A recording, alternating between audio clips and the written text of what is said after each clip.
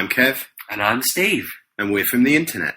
Want an extra episode of We're From The Internet every week? Head over to we'refromtheinternet.com/bonus to get an exclusive weekly bonus episode 100% free.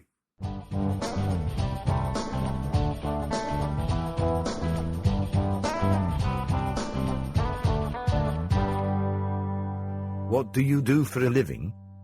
That one, he almost sounded real there. He'd said that really well. That must be one learning. That's one of the training sentences that they get at text-to-voice school, clearly. So what do you do for a living? I do many things for a living. What don't I do? I'm an entertainer.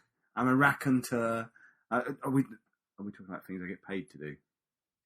I think it's just everything we do for a living. It can, to get you through the days.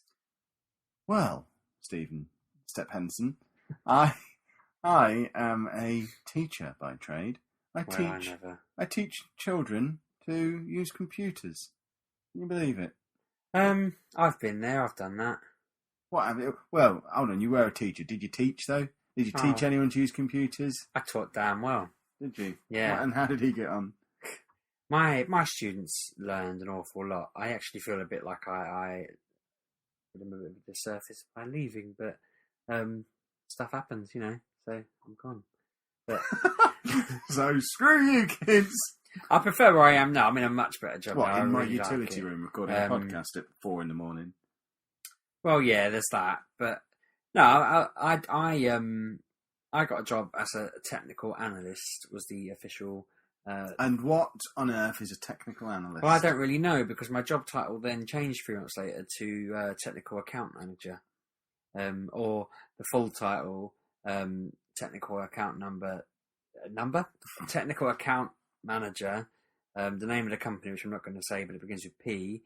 Online services, something like that. Online network services, and they were calling me the tampon, which was quite funny for a while. It sounds like that. Sounds like proper. I paused that right humor. up, but I was the tampon.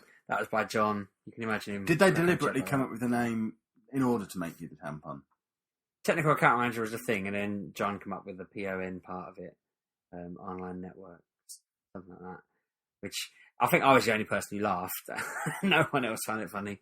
Poor old John. Probably because it wasn't funny. Yeah, well, being the tampon was quite a funny title, but yeah. So I'm a technical account manager now, which means basically I turned up as a technical analyst. Which you don't know what that is. I'm supposed to be learning how to fix firewalls and install firewalls. You don't know what they are. Do networky things, which I do know about.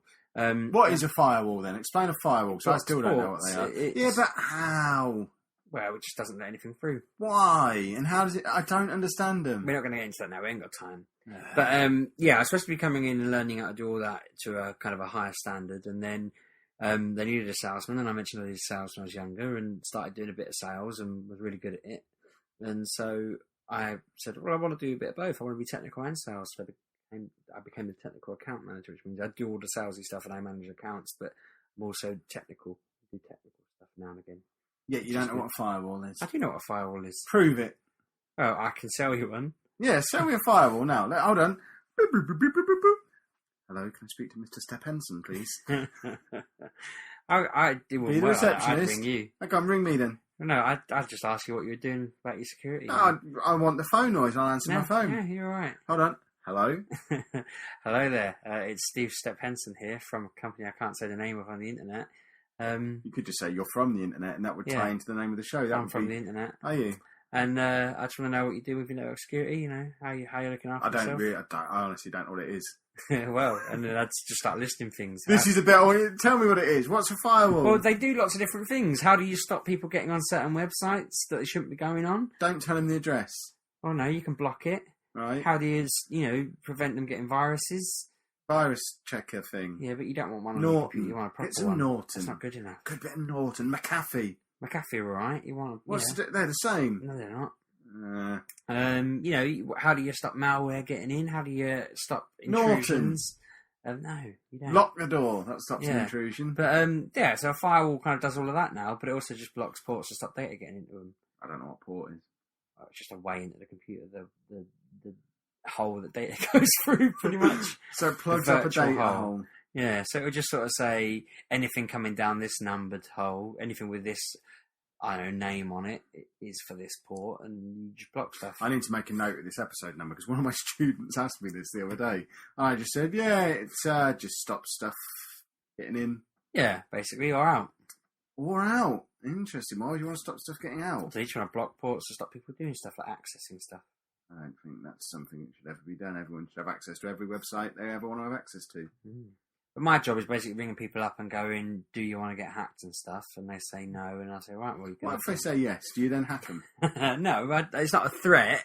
It's more of a. It's a protection, like it. Oh, you do.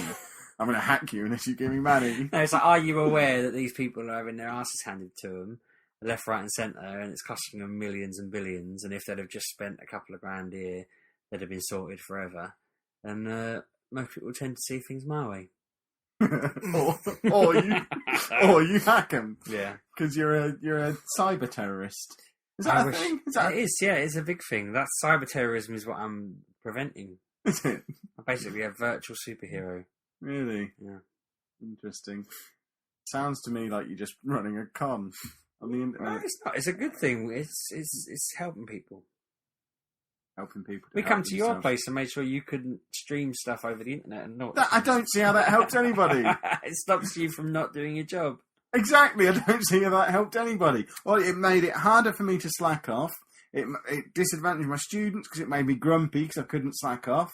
No one wins in that situation. You want a motivated employee who can slack off when he wants to. Yeah, well, you should use your phone.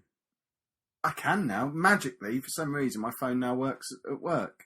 There you go. We'll block that. I think there's been a new phone mast erected on top of the building because, bearing in mind, the school I work at is next door to our old university, and throughout the whole of our time there, and throughout the first 2 years of me working at this school, I could not get a phone signal anywhere in that area. It was like it was a mobile phone signal black hole. But then the last month or so, I just get perfect 3G all day, every day. Magical.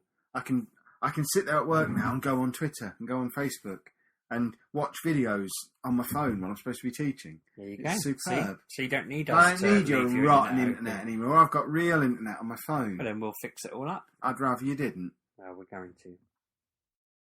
Want to get your question answered on a future episode of We're From The Internet?